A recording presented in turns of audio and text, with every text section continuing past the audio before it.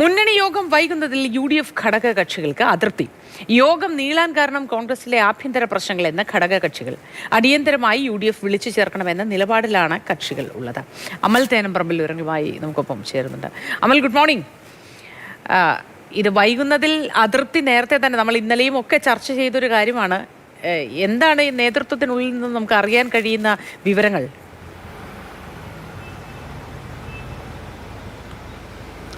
മുന്നണി യോഗം ഇങ്ങനെ നീണ്ടു പോവുകയാണ്. അധികാരത്തിലേക്ക് സർക്കാർ എത്തുന്നത് വരെയുള്ള ഒരു ആവേശം UDF-നോ കോൺഗ്രസിനോ അതിനുശേഷം പിന്നീട് ഇങ്ങോട്ടില്ല എന്നുള്ളതാണ് നേതാക്കൾ തന്നെ ഉയർത്തുന്ന വിമർശനമെന്ന് പറയുന്നത്. UDF-ന്റെ യോഗം ഇതുവരെയും ചേർന്നിട്ടില്ല. അതിങ്ങനെ നീണ്ടു പോവുകയാണ്.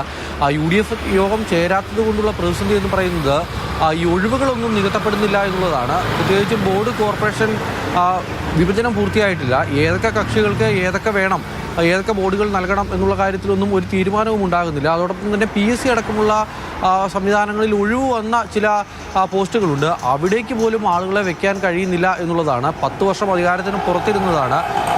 പല ആളുകളും MLA-യും പല ആളുകളും മന്ത്രിയൊക്കെയായി എത്തുമ്പോഴും അല്ലാതെയും കഴിഞ്ഞ 10 വർഷക്കാലം ഈ ഭരണത്തിലേക്ക് മുന്നേ തിരിച്ചു കൊണ്ടുവരുവാൻ കഷ്ടപ്പെട്ട ആളുകളുണ്ട്.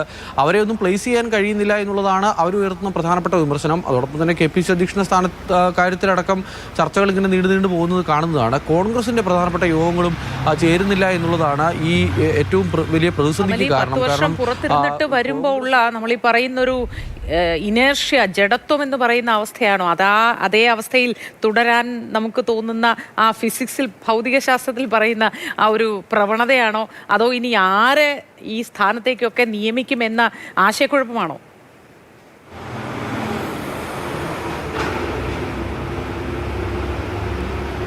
ഇതിൽ കോൺഗ്രസ് ആണ് ഈ മുന്നണി യോഗം വിളിക്കുന്ന കാര്യത്തിൽ അടക്കം ഒരു മുൻകൈ എടുക്കേണ്ടത്. ഈ കേരള കോൺഗ്രസ് അടക്കം RSP അടക്കമുള്ള കക്ഷികൾ പലവട്ടം ഈ ആവശ്യം ഉന്നയിച്ചിട്ടുണ്ട് എന്നുള്ളതാണ് ഇപ്പോൾ നമുക്ക് മനസ്സിലാക്കാനാവുന്നത്. ഇന്നിപ്പോൾ ലീഗിൻ്റെ ഒരു യോഗം കൂടി ചേരുന്നുണ്ട്. ലീഗിൻ്റെ യോഗം ചേരുമ്പോൾ ഒരുപക്ഷെ ലീഗ് കോൺഗ്രസിനോട് ഇന്ന് ആവശ്യപ്പെടാനുള്ള സാധ്യതയും കാണുന്നു. ഈ മുന്നണി യോഗം ഇനിയും വൈകിപ്പിക്കരുത്, മുന്നണി യോഗം വിളിച്ച് ഈ ബോർഡ് കോർപ്പറേഷൻ്റെ കാര്യത്തിൽ ഒരു വീതം വെപ്പ് അടക്കമുള്ള കാര്യങ്ങൾ അടിയന്തരമായി പൂർത്തീകരിക്കണം എന്നൊരാവശ്യം ഇന്ന് ലീഗ് ഉന്നയിക്കുമെന്നുള്ളതാണ് പ്രതീക്ഷിക്കുന്നത്. മറ്റ് ചെറു ഘടകകക്ഷികളെല്ലാം ഇതിനോടകം തന്നെ കോൺഗ്രസിന് മുൻപിൽ ഈ ആവശ്യം ഉന്നയിച്ചു കഴിഞ്ഞു. അവർക്ക് വേണ്ട സ്ഥാനങ്ങളെല്ലാം അവർ ചോദിച്ചിട്ടുണ്ട്. പക്ഷേ ആ കാര്യങ്ങളിലെല്ലാം ഒരു തീരുമാനമെടുത്ത് മറുപടി പറയേണ്ടത് കോൺഗ്രസ്സാണ്.